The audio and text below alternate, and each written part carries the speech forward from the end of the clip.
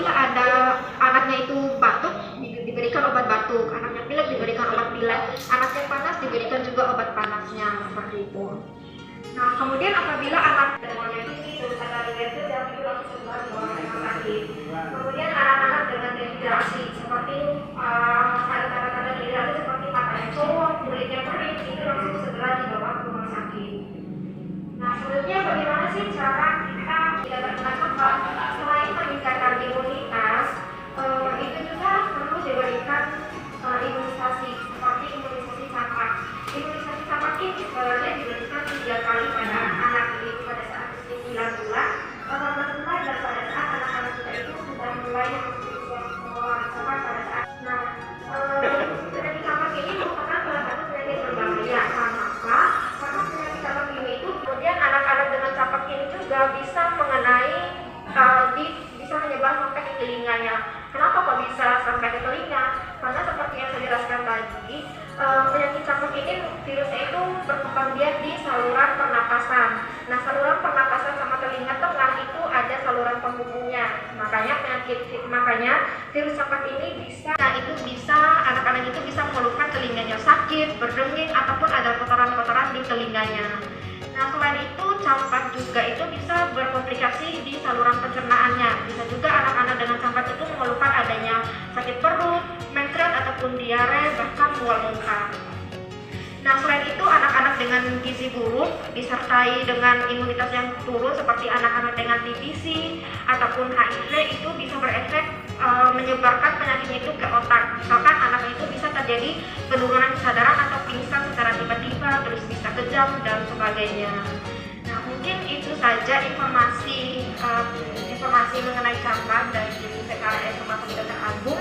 Mungkin dari ibu-ibu ataupun bapak-bapak sekalian mungkin ada yang ditanyakan mengenai penyakit campak ini, saya persilakan.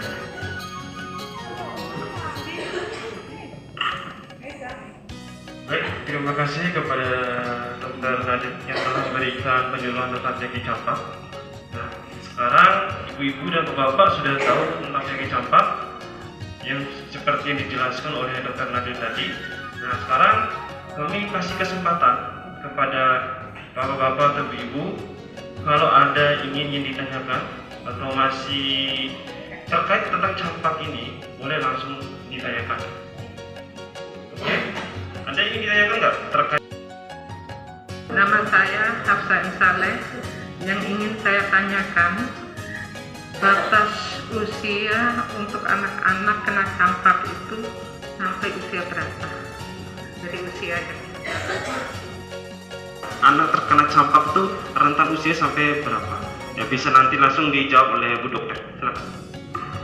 Baik, terima kasih Bu atas pertanyaannya. Jadi batas usia anak itu terkena campak itu sebenarnya tidak ada batasan usia. Campak itu bisa terkena pada semua usia, baik itu bayi, anak, remaja, dewasa, bahkan orang tua. Tapi paling sering itu terjadi pada anak-anak. Nah, dikatakan batas usia anak-anak itu 18 tahun. Nah, tapi semakin kecil usia anaknya, maka semakin tinggi risiko anak tersebut untuk terkena campak. Karena imunitas anaknya itu yang belum stabil atau belum kuat seperti orang-orang dewasa. Seperti itu. Terima kasih Ibu. Apakah sudah bisa dipahami? Sudah paham Ibu? Oh iya, baik. Yang di belakang mungkin ada yang ingin disampaikan tentang penyakit campak. Oh, silakan Pak. Ini sisi campak. Tetapi kok masih bisa terkena penyakit campak lagi? Itu penyebabnya apa? Silakan Bu Dokter. Kenapa kok bisa terkena lagi? Itu sebenarnya bisa disebabkan oleh beberapa faktor. Salah satunya itu dari imunisasinya.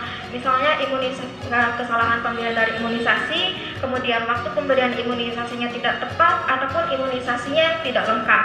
Kemudian faktor lainnya itu bisa dari anaknya itu sendiri, seperti anak-anak itu disertai juga dengan penyakit infeksi lain seperti anak-anak dengan TBC ataupun HIV, itu dapat menurunkan imunitas dari anak itu sehingga gampang lagi terkena penyakit-penyakit lain. Terutama lagi apabila anak itu ada kontak erat dengan orang-orang yang terkena campak di sekitarnya. 3 faktor itu bisa menyebabkan anak itu bisa terkena campak lagi walaupun sudah diberikan imunisasi. Mungkin itu jawaban dari saya. Terima kasih Bapak Arif. Ya, gimana Pak Arif? Sudah paham? Oke, baik. Kemudian yang lain lagi, ada yang ingin disampaikan terkait tentang penyakit campak pada anak ini? Ayo, kalau memang sudah paham, nanti kita akan bertanya kepada ibu, apakah sudah paham apa enggak yang kita sampaikan ini. Nanti kalau ada yang bisa jawab pertanyaan kami, nanti kita kasih hadiah. Oke.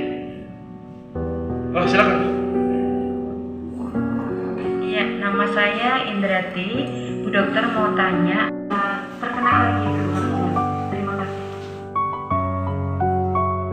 Campak kemudian sembuh. Apakah dia beresiko terkena campak lagi atau gimana? Oke, baik. Bisa langsung dijawab, dokter.